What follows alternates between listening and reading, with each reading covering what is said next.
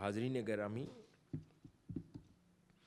پھر کچھ اور جو خصوصیات ان بزرگان دین اور اہل اللہ میں تھیں جو ان کے اقوال سے اظہر من الشمس ہوتی ہیں، ان کے اخلاق میں سے امام شارانی فرماتے ہیں کہ وہ لوگوں کی اچھی باتوں کو دیکھتے تھے اور بری باتوں سے درگزر کرتے تھے. یعنی اپنے دھیان کو، اب کیونکہ فکر آخرت والا دھیان ہو گیا تو فکر آخرت والا دھیان کیسا ہوتا ہے؟ فکر آخرت والا دھیان ایسا ہوتا ہے کہ پھر وہ دنیا کی بری باتوں میں متوجہ نہیں ہوتے، دنیا کی بری باتوں کی طرف دھیان نہیں کرتے. کسی شخص کو دیکھتے ہیں اس کے اندر بری خصلتیں، ہر انسان میں بری عادتیں بھی ہیں، اچھی باتیں بھی ہیں. کوئی بھی انسان مکمل برائی کا مجموعہ نہیں ہوتا اور کوئی بھی انسان مکمل اچھائی کا مرقع بھی نہیں ہوتا. پرسنٹیج ہوتی ہے. جیسے ہم خود ہیں، ہمارے اندر بھی 70-30 ہوگی، 80-20 کی ریشو ہوگی، کسی میں 50-50 ہوگا، کسی میں 40-60 ہوگا. ہر انسان اچھائی اور برائی کی پرسنٹیج پہ تقسیم ہوا ہے نا. تو کسی کی بہت اعلیٰ درجے کی برائی ہے، کسی کی کم درجے کی ہے.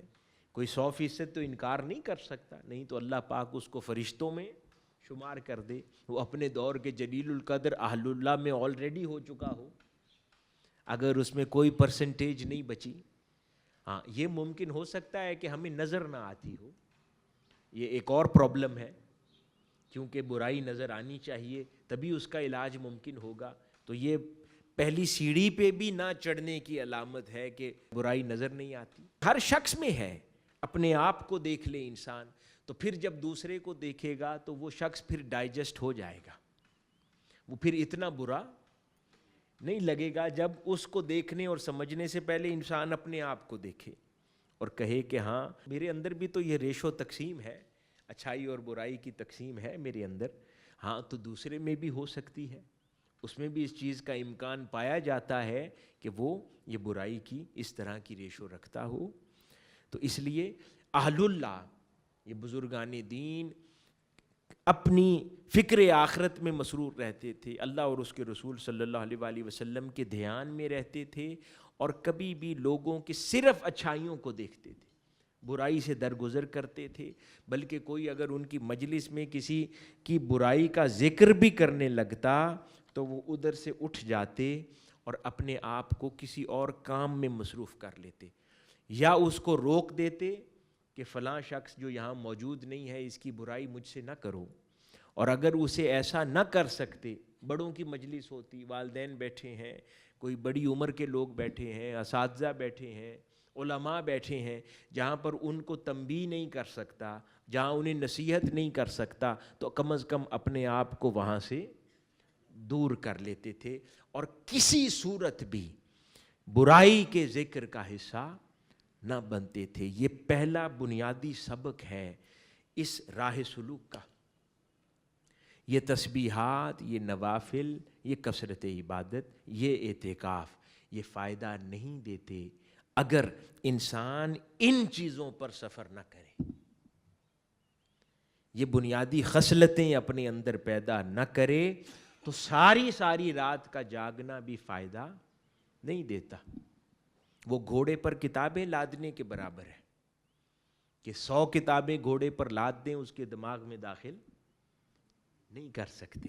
اسی طرح اپنی زندگی کو عبادات کی مشقت سے مزین کر لیں، لیکن اگر یہ بنیادی خصلتیں آپ کے اندر داخل نہیں ہوئی تو آپ کا شمار اچھے انسانوں میں نہیں ہو پائے گا، متقین میں نہیں ہو پائے گا. اس لیے میں نے کہا کہ اصل بات ہے سوچنے کا انداز بدل جائے، اور جب سوچنے کا انداز بدل جاتا ہے تو پھر اچھائی اور برائی سے متعلقہ ان امور کا کیا داخل کیا جانا چاہیے اور کیا نہیں.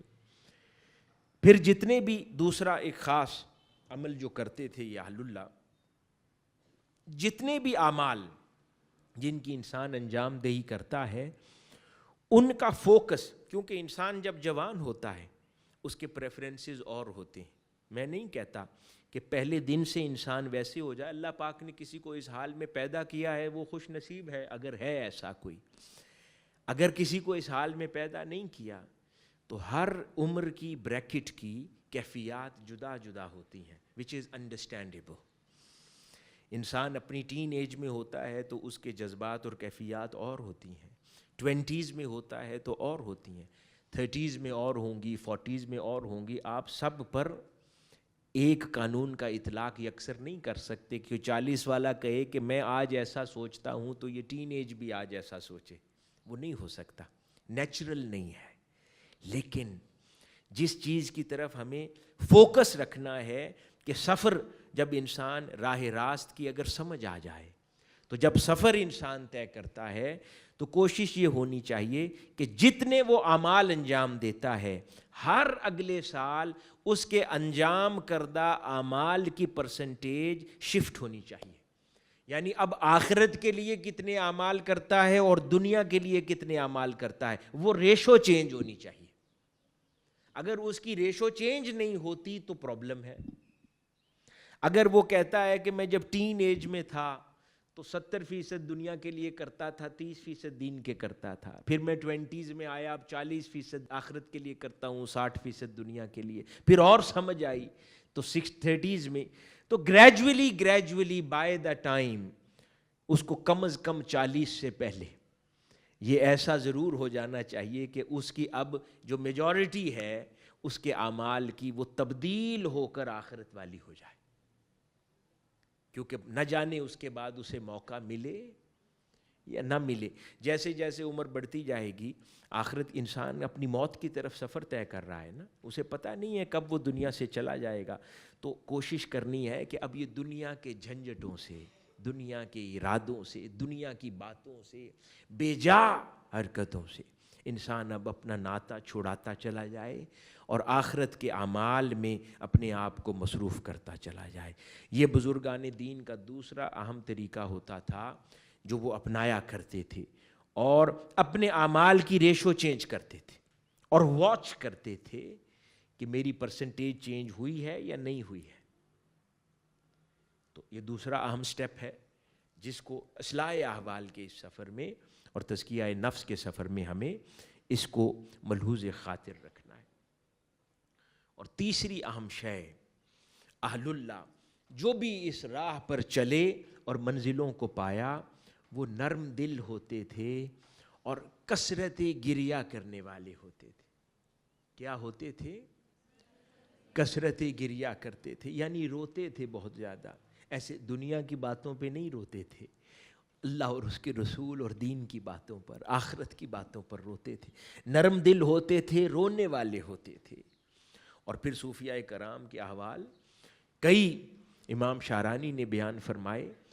سیدنا فاروق اعظم رضی اللہ تعالیٰ عنہ کے حوالے سے ہی بیان فرماتے ہیں کہ آپ اتنا روتے تھے.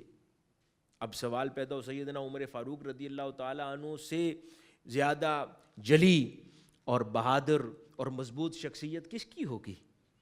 کوئی کہے کہ نہیں میں کیونکہ بڑی مضبوط شخصیت کا مالک ہوں اس لیے روتا نہیں ہے. کوئی سیدنا عمر فاروق رضی اللہ تعالیٰ عنہ سے بھی زیادہ مضبوط اور جلال اور کردار والی شخصیت ہوگی. لیکن ان کی بھی کیفیت یہ تھی کہ لکھنے والے لکھتے ہیں کہ وہ اتنا کثرت سے روتے تھے کہ آپ کی گالوں پر نشان پڑ گئے ہوئے تھے، اتنا گریہ کرتے. اسی طرح حضرت عبداللہ بن عباس رضی اللہ تعالی عنہ، ان کی کیفیات بھی ایسی تھی کہ وہ بھی کثرت گریہ سے ان کی گالوں پر نشان پڑ گئے ہوئے تھے. حضرت فضیل بن عیاض، حضرت بشر الحافی، حضرت معروف القرخی، یہ بڑے بڑے نام. ان سب کے بارے میں معروف ہے کہ بہت سارے اور اعمال میں سے ایک خاص شناخت ان کی یہ بھی تھی کہ کثرت سے روتے تھے، ہر بات پر روتے. حضرت عمر بن عبدالعزیز رضی اللہ تعالی عنہ، ان کے بارے میں معروف ہے کہ دن میں وہ ریاست کے امور کی انجام دہی میں مصروف رہتے اور رات بھر روتے رہتے، جا بجا روتے اور رونے کی کیفیات سے مزین رہتے. اور اتنا کئی بار روتے فکر آخرت میں، اور کبھی اپنے پرانی کسی نافرمانی کے عمل کو یاد کر کے. ہر انسان ہے نا، ایسا تو نہیں ہو سکتا کہ پوری زندگی کوئی اگر مادرزاد ولی بھی پیدا ہوا ہو تو اس کو اپنے مقام و مرتبے کے مطابق کوئی بات اس کو خیال آ جاتا ہے کہ میں نے اللہ رب العزت کے حضور میرے مقام و مرتبے کے مطابق ہلکا کام کیا تھا، وہ اس کیفیت سے روتا ہے، کبھی اللہ کی محبت میں روتا ہے، کبھی آقا علیہ الصلوۃ والسلام کی محبت میں روتا ہے، کبھی محشر کے خوف سے روتا ہے کہ میں اس کے حضور حاضر ہوں گا۔ یہی وہ بات ہے جس کی طرف قرآن مجید میں ارشاد ہوا کہ جو شخص آخرت کے دن میرے حضور کھڑا ہونے سے خوف رکھتا ہے، اور خوف رکھنے سے یہ لفظ مراد نہیں ہے، یعنی دنیا میں جیتے جی روتا پھرتا ہے کہ نہ جانے وہ دن کب آنے والا ہے کہ مجھے میرے مولا کے حضور کھڑا ہونا پڑے گا، اور پھر مجھ سے کیسے سوال ہوں گے، اور پھر میرا نامہ اعمال کھلے گا، میری نافرمانیاں کھلیں گی، میرے برے خیالات دنیا سے تو اوجل رہے لیکن میرے مولا کے سامنے کھل جائیں گے۔ اس دن میں ننگا ہو جاؤں گا، اس دن میری فکر ننگی ہو جائے گی، میرے تصورات و خیالات عیاں ہو جائیں گے، اور نہ جانے دیکھنے والا کیا کہے گا، اور میرے لیے اللہ رب العزت کون سا کس سمت کا پروانہ جاری فرما دے۔ اس خیال کے ساتھ وہ لوگ خوف زدہ رہتے تھے، اس لیے فرمایا وہی لوگ ہیں جن کے لیے دو جنتیں ہیں۔ اسی طرح حضرت رابعہ ادویہ رحمت اللہ علیہ کثرت سے گریا کرتی، یہاں تک کہ ان کے پاس بیٹھے ہوئے لوگ کئی بار ان پر پانی کے چھینٹے پڑتے، وہ سمجھتے شاید وضو فرما رہی ہیں، پھر ان کی طرف متوجہ ہو کر غور کرتے تو رو رہی ہوتی تھی، اتنا گریا کرتی۔ اسی طرح ایک اور اللہ والے تھے، وہ بیان کرتے ہیں کہ حضرت داؤد طائی، حضرت فضیل بن عیاض، حضرت عمر بن عبدالعزیز جیسے لوگ، یعنی شہر بھر میں ان کا چرچا ہوتا تھا، یہ رونے والے لوگ ہیں، یہ روتے ہیں، ان کی شناخت بن گئی تھی رونا، کہ یہ اللہ کی خاطر روتے ہیں یہ لوگ۔ حضرت کعب احبار رضی اللہ تعالی عنہ فرماتے ہیں کہ اگر میں اللہ کے خوف سے روں حتیٰ کہ میری آنکھوں سے ایک قطرہ نکلے تو یہ بات مجھے اس بات سے زیادہ پسندیدہ ہے کہ میں سونے کا ایک پہاڑ اللہ کی راہ میں صدقہ کر دوں۔ یعنی اللہ کی یاد میں، اس کی محبت اور اس کے خوف میں روتے ہوئے آنکھوں سے ایک قطرہ آنسو کا بہانا، وہ فرماتے ہیں حضرت کعب احبار، مجھے زیادہ محبوب ہے بجائے اس کے کہ میرے پاس سونے کا پہاڑ ہو اور خیرات کر دوں۔ یعنی عمل کی اہمیت بتائی جا رہی ہے کہ اللہ کے حضور اس کی یاد میں گریا کرنے کا مقصد کیا ہے۔ مولا علی شیر خدا رضی اللہ تعالیٰ عنہ فرماتے ہیں کہ صالحین کی علامت یہ ہے کہ ان کے رنگ پیلے ہو جاتے ہیں، آنکھیں اندر دھس جاتی ہیں، ہونٹ مرجھا جاتے ہیں کثرت سے جاگنے کی وجہ سے اور رونے اور بھوک کی وجہ سے، اور یہی حالت صالحین کی ہوا کرتی۔ یہ وہ شناخت ہے کہ جو ہم سب اس راہ کے مسافر ہیں۔ اگر تزکیہ احوال نفس اور اصلاح احوال کا سفر طے کرنا ہے تو اس کو آئیڈیل سمجھ کے اس راہ پر چلنا تو شروع کر سکتے ہیں نا، پھر اپنے نصیب سے جس کو جو اللہ رب العزت توفیق دے وہ پہنچ جائے۔ حضرت فضیل بن عیاض رضی اللہ تعالی عنہ فرماتے تھے کہ اصل رونا آنکھوں کا رونا نہیں ہے، بلکہ آنکھوں کے رونے کے ساتھ دل کا رونا بھی ہے، کہ دل بھی لرزہ ہو جائے، دل بھی کانپ اٹھے، دل بھی خوف زدہ ہو جائے، اور اس کے ساتھ آنکھوں سے آنسو رواں رہیں۔ تو یعنی دل کا رونا بھی اس میں شامل ہے۔ اسی طرح حضرت سفیان ثوری رحمت اللہ علیہ فرماتے ہیں کہ رونے کے 10 اجزاء ہیں، اور دل کا رونا ان میں سے ایک سچا ہے، باقی 9 جھوٹے ہیں۔ یعنی کہ جس رونے میں دل انوالو نہ ہو تو وہ فرماتے ہیں کہ وہ رونا پر تاثیر نہیں ہوتا۔ اسی طرح اور کئی بزرگان دین ہیں جنہوں نے اپنے رونے کی ان کیفیات کو بیان کیا اور اپنے دل کی ان نرمیوں کو بیان کیا۔ اسی طرح ایک روز حضرت مالک بن دینار رحمت اللہ علیہ، ان کے پاس ان کے کچھ احباب بیٹھے تھے، تو انہوں نے کہا کہ حضرت اگر آپ کے ذوق گریہ کے لیے کیوں نہ ایک اچھا قاری بلا لائیں جو آپ کو تلاوت قرآن سنائے. تو وہ فرمانے لگے یہ بھی اچھی بات ہے، لیکن جس ماں کا بچہ گم ہو گیا ہو اس کو رونے کے لیے نوحہ خان کی ضرورت نہیں پڑا کرتی، اس کا رونا بند ہی نہیں ہوتا. تو اس سے مراد کیا ہے؟ انہوں نے کہا کہ یقیناً قرآن مجید تو دل کے اندر کیفیت پیدا کرنے کے لیے مؤثر وظیفہ ہے، لیکن کہتے ہیں کہ جن کو رونے کا مقصد سمجھ آ جاتا ہے، آخرت کا خوف لاحق ہو جاتا ہے، اللہ اور اس کے رسول صلی اللہ علیہ وآلہ وسلم کی یاد میں رہا کرتے ہیں، تو ان کی مثال ایسی ہے کہ جس ماں کا بچہ گم ہو گیا ہو اس کو رہتے ہر حال میں اپنا بچہ یاد آتا ہے، وہ روتی پھرتی ہے، اس کو وہ کبھی غم بھولتا ہی نہیں ہے. تو وہ کہتے ہیں کہ جو اللہ والے صالحین ہیں ان کی کیفیات ایسی ہو جاتی ہیں. پھر آگے فرمایا کسی دوسرے رونے والے کو ریاکار بھی نہ کہو. اس سے منع بھی فرمایا کہ رونے کی اتنی فضیلت ہے کہ کوئی روئے تو کبھی اس کو روتا دیکھ کر اس پر ہنسو نہ، اپنے دل میں یہ خیال نہ لاؤ کہ یہ شخص جھوٹا روتا ہے یا یہ کسی کو دکھاوے کا روتا ہے. نہیں، اپنے آپ کو اس خیال سے آزاد کر لو. فرماتے ہیں حضرت مقہول دمشقی رحمۃ اللہ علیہ، وہ فرماتے ہیں کہ ایک دن میرے دل میں کسی کو روتا دیکھ کر خیال آیا کہ یہ ریاکار ہے، اللہ رب العزت نے 1 سال کے لیے مجھ سے رونا چھین لیا. میں تڑپتا رہا، مجھے رونا نصیب نہیں ہوتا تھا. کیوں میں نے دوسرے رونے والے کے بارے میں بدگمانی کی اور اس کے رونے کو جھوٹا سمجھا، نقلی سمجھا، دل میں ہنسی پیدا ہوئی. اللہ رب العزت نے اس کی سزا دی اور 1 سال تک مجھ سے رونے کی توفیق چھین لی. تو کسی کو ایسا نہ سمجھو، ہر کوئی اپنے خیال میں سچا ہے اور رونے والے کو سچا ہی رونا چاہیے. کیونکہ ایک اور خوبصورت روایت ہے، حدیث قدسی ہے، اللہ پاک فرماتا ہے کہ جب کوئی میرے لیے روتا ہے اور اگر کوئی ریاکاری کا روئے، سچا دل سے نہ روئے، تو آخرت کے دن جب وہ کھڑا ہوگا اللہ پاک فرمائے گا جاؤ اسی سے اجر لے لو جس کے لیے روئے تھے، میرے لیے تو نہیں روئے تھے، تو جاؤ اپنا اجر وہیں سے کلیکٹ کرو جس کے لیے روئے تھے. تو انسان کہاں انسان سے اپنا اجر کلیکٹ کر سکتا ہے؟ تو اس لیے اپنے رونے کو اخلاص والا کوئی کر لے تاکہ انسان اللہ اور اس کے رسول صلی اللہ علیہ وآلہ وسلم کی خاطر روئے اور گریہ و زاری والا ہو جائے. تو یہ نرم دل بھی ہوتے ہیں. تیسرا سبق. چوتھا اہم سبق، صاحب استقامت ہوتے ہیں اور اللہ رب العزت ان کو استقامت کے راستے سے بلندی درجات دیتا ہے. یعنی آزمائشوں پر استقامت کرنے والے ہوتے ہیں، اور استقامت کی پہلی منزل صبر ہے.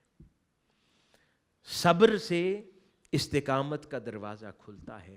جو شخص صبر کرنا نہ سیکھے وہ کبھی صاحب استقامت نہیں بن سکتا. آپ لوگ یہاں پر آئے ہیں، یہاں 5 6 7 سال طرح طرح کی آزمائشوں میں مبتلا ہوں گے.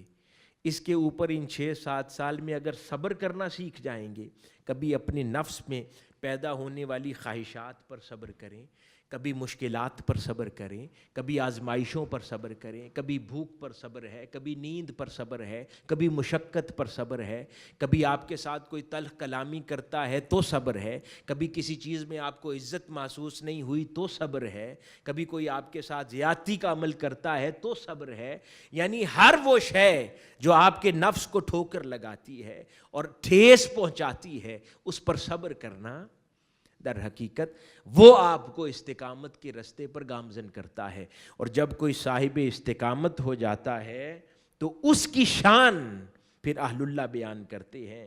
حضرت علی الخواص رحمۃ اللہ علیہ فرماتے ہیں کہ جو شخص ابھی اہل اللہ نے یہ استقامت کی منزلیں صبر سے طے کی اور جب صاحب استقامت ہو گئے تو ان کی شناخت کیا ہو گئی. اب ہم اگر اللہ والوں کے پاس بیٹھیں انہیں دیکھیں، ان میں ہم کچھ خصوصیات دیکھتے ہیں تو اس خصوصیات کے پیچھے جو پروسیس کار فرما ہے اس کی طرف توجہ دلوا رہا ہوں. وہ پروسیس کیا ہے؟ حضرت علی الخواص رحمۃ اللہ علیہ فرماتے ہیں کہ جو شخص چاہتا ہے کہ اس کی دعا رد نہ کی جائے، اس کی دعا رد نہ کی جائے تو اسے فرشتوں جیسا ہو جانا چاہیے، اسے فرشتوں جیسا ہو جانا چاہیے. اور اس سے مراد یہ ہے کہ پھر وہ میک شور کرے کہ اس سے کوئی گناہ سرزد نہ ہو. یعنی اپنے آپ کو گناہوں سے جتنا کوئی محفوظ رکھے گا اتنا اس کی دعا میں تاثیر بڑھتی چلی جائے گی. بڑا سادہ سا پروسیس ہے. ہم کئی بار اللہ والوں کے پاس جاتے ہیں دعا کے لیے، دم کے لیے، ہم کہتے ہیں تو عین ممکن، اور ہم کئی بار کہتے ہیں فلاں شخص کی دعا قبول ہوتی ہے، اللہ رب العزت نے اس کی دعا میں تاثیر رکھی ہے. تو اس کے پیچھے حضرت علی الخواص فرما رہے ہیں رحمۃ اللہ علیہ کہ جو پروسیس کار فرما ہے کہ اس شخص نے اپنے آپ کو گناہوں سے محفوظ کیا ہے، گناہوں سے اپنے آپ کو اتنا دور کیا ہے کہ وہ جتنا دور کرتا جائے گا اتنی زیادہ اس کی دعا میں قبولیت، اور اللہ رب العزت کے حضور پھر وہ جو خواہش کرتا ہے اللہ پوری فرما دیتا ہے. ایک روز حضرت ابراہیم بن ادھم رحمۃ اللہ علیہ ایک دن کعبۃ اللہ کے صحن میں بیٹھے ہوئے تھے، اور کسی نے آ کر ان سے سوال کیا کہ اے ابو اسحاق، استقامت والے کی علامت بیان کیجئے، صاحب استقامت کی علامت کیا ہوتی ہے؟ بڑی پیاری بات فرمانے لگے، اس کی علامت یہ ہے، کیونکہ وہ اب حرم میں کعبہ میں بیٹھے ہیں تو سامنے جو پہاڑ ہے جو وہاں سے نظر آتا ہے ابو قبیس کا پہاڑ، تو فرمانے لگے کہ صاحب استقامت کی علامت یہ ہے کہ وہ ابو قبیس پہاڑ کی طرف اشارہ کر کے اپنی جگہ سے ہٹ جانے کو کہے تو پہاڑ ہٹ جائے. یہ صاحب استقامت کی علامت ہے کہ جس کو اللہ رب العزت صاحب استقامت بنا دیتا ہے. اور صاحب استقامت کا رستہ صبر سے ہے، اور صبر کس بات پر؟ گناہ نہ کرنے پر صبر، اپنے نفس کی خواہشات پر قابو پا جانا، کیونکہ نفس جب اس کو برے اعمال کی طرف آمادہ کرتا ہے وہ اس پر صبر کرتا ہے، یہاں تک کہ اللہ پاک اسے صاحب استقامت کر دیتا ہے. تو آگے بیان کرتے ہیں کہ سمجھانے کے لیے حضرت ابراہیم بن ادھم رضی اللہ تعالیٰ عنہ فرمانے لگے کہ ابو قبیس پہاڑ کی طرف اشارہ کرے کہ ہٹ جاؤ اور وہ ہٹ جائے. یہ سمجھانے کے لیے جملہ کہا تو پہاڑ میں حرکت پیدا ہو گئی. تو وہ فرمانے لگے ابو قبیس کے پہاڑ کو تمہیں ہٹنے کے لیے نہیں کہا، سمجھانے کے لیے کہہ رہا تھا. وہ پہاڑ اپنی حرکت سے رک گیا. تو یہ واقعات ہیں، بزرگان دین نے کتابوں میں لکھے ہیں، نصیحت کی باتیں ہیں. اب اس کی شکل کیا تھی واقعات کی، وہ کیسے ہوئے، وہ کب رونما ہوئے، ان کی حقیقت کا درجہ کیا ہے، وہ اللہ اور اس کے رسول صلی اللہ علیہ وآلہ وسلم بہتر جانتے ہیں. لیکن اس میں بہر صورت ہمارے لیے ایک نصیحت پوشیدہ ہے. وہ نصیحت کیا ہے؟ وہ نصیحت صاحب استقامت کی شان ہے. تو نصیحت کے امور میں یہ واقعات سننے فائدہ دیتے ہیں، ان کی طرف متوجہ ہونا چاہیے. تو وہ اس کی طرف غور کرنا چاہیے کہ یہ اللہ رب العزت اس راہ سے ان کو صبر کے رستے سے پختہ کرتا ہے. اسی طرح ایک اور بزرگان دین میں سے کسی سے پوچھا کہ یہ صبر و استقامت کا راستہ کیا ہے، تو آپ نے فرمایا ہمارا رب اس قدر اچھا ہے کہ اگر ہم اس کے تمام امر اور نواہی کی اطاعت کریں تو ہم جو بھی سوال اس سے کریں وہ ہمیں عطا کرتا ہے. یہ صاحب استقامت کی علامات میں بیان کی گئی ہیں.